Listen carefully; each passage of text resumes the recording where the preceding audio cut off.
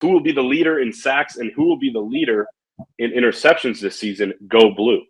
Man, it's a great question, and it was funny because you and I were so far apart when I was talking to people for the football preview and some of the coaches. They said Barham is the guy that we are really going to lean on. Last year it was the defensive line, and when you have guys like Mason Graham and Kenneth Grant, then obviously that's going to be your focus. And Derek Moore, Josiah Stewart, for crying out loud, right?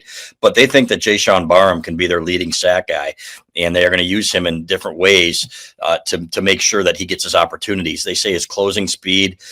You look at his body; he's absolutely sick, right? And how many times did he get close last year? Almost to the point where you're like, okay, pull up, Jay Sean, don't hit this guy. Don't be a little overzealous. But I had somebody in the building tell me, hey, don't be stunned if this guy gets us 10 sacks this year. And I'm like, come on, that's, you're embellishing here a little bit. And they said, well, this is how we're going to use him. He's not going to be a full-time defensive end. And I remember all the questions in the spring. Is he really moving? Is he really moving? And that was never the intention. The intention was to move him around, to put him in position to create those matchups, those one-on-ones, whether it's as a blitzing linebacker up the middle, whether it's off the edge against somebody that's overmatched, to get him in that position. So I think Derek Moore is probably got a great shot to lead the team in sacks. He was one of the guys that really was responsible for a lot of the sacks last year, even though he didn't get the numbers. Starting right out of the gate, we've said this before, Josiah Stewart's first sack of the year was a result, I think, of Derek Moore getting into the backfield and collapsing that pocket. So I think Derek Moore will have a lot. I think Jashawn Barham will be up there. Those are the two guys. And don't sleep on TJ Guy, man. I think TJ Guy is extremely underrated. Yeah, and TJ Guy had more sacks last year than Derek Moore did on fewer snaps. And he's always flashed. Like, I think, was it the Washington game in 2021, or he might have still retained his red shirt? He came in at the end, or I think the Maryland game that year.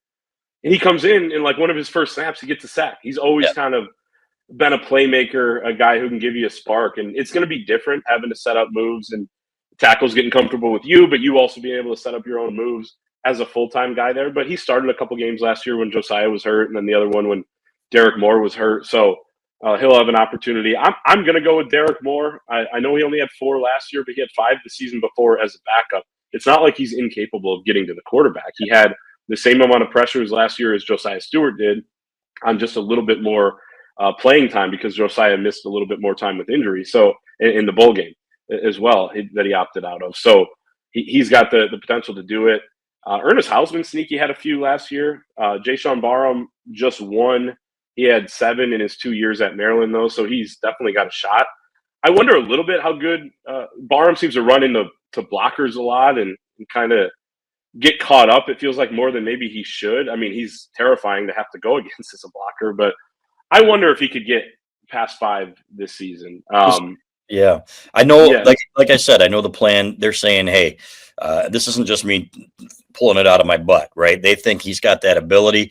There were a couple times. Go back and watch that Ohio State game too. On that last drive, I think there were 2 or 3 times on the last 4 snaps, at least 2, where he was in there, made him throw the ball away, got there a half second late. That whole Ohio State game. So I got a good feeling about him again if he plays within himself and doesn't. If there's no hitting after the whistle, because he's an aggressive young man, I think that's a good way to put it, right? He plays with that mean streak, but he's got to keep his head about him. But regardless, I think they're going to get to the quarterback this year. I think the interior linemen are going to do a pretty decent job there too. They're not going to be Mason Graham. Mason Graham again was one of the best that we've ever seen at that, using his hands, absolutely ridiculous. And there is no maybe Rayshawn Benny. I'll tell you what, Rayshawn's been kind of underrated in that role too. If you go back even a couple years ago to that Ohio State game, when he was getting into the backfield on some big plays. So, but I love this front 7. And as Sharon Moore told people close to us not long ago, he said, if there's a better defensive line in the country, and when it comes to depth and starters, he said, I'd like to know who it is. So that's pretty exciting considering what they had last year. Yeah, no doubt. I think Benny could be one of those guys. Hard to lead the team in sacks at that position, but can help those other guys out and get a few of his own. Interceptions is tough. I would say Rod Moore, if I was very confident that he's going to play the entire way. I'm not exactly sure. He led the team in interceptions a couple of years ago. Was able to keep that pair of turnover buffs that And I wonder who's fun. I mean, Will Johnson's got enough money now to fund him every year, right? So, right.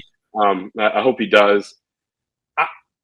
I guess I'm going to go. If I had to pick one guy, I would go with Jair Hill. I just think he has maybe a little more of that juice in terms of playmaking. We saw it with some like really big plays. The Minnesota game, he had a nice pick, and he's got that athletic upside. I think a little bit more than some of those other DBs. And I'd be hard pressed to pick a safety other than Rod Moore. But what's your thoughts on that one? Yeah, I think if Rod Moore's healthy from the get-go, I would go with him. I'm with you. Yeah. Otherwise, I think Jair Hill, and I think a lot of teams are going. I think he's going to get a lot more opportunities too. I think a lot of people are going to test him, right? How many stop and go moves or double moves has he gotten beaten on? And he's gotten better, right? But people are going to test him, and he's got the athletic ability to adjust and to really make plays, and we've seen that. So hopefully they get the best out of him. That kid has all the talent in the world. So if he can put it together, he has a chance to be a really, really good corner here. I agree. Zeke Berry has a shot. He had a huge momentum-changing pick at the beginning of the third quarter against Indiana. I feel like his picks are more going to come like that if he gets a break on the ball, as opposed to Jair Hill being able to maybe go up and get it. TJ Metcalf had, 3 or 4 at Arkansas last year, so maybe he's a sleeper pick. But, yeah, it's Rod Moore if he's healthy. The ball hawk ability is awesome.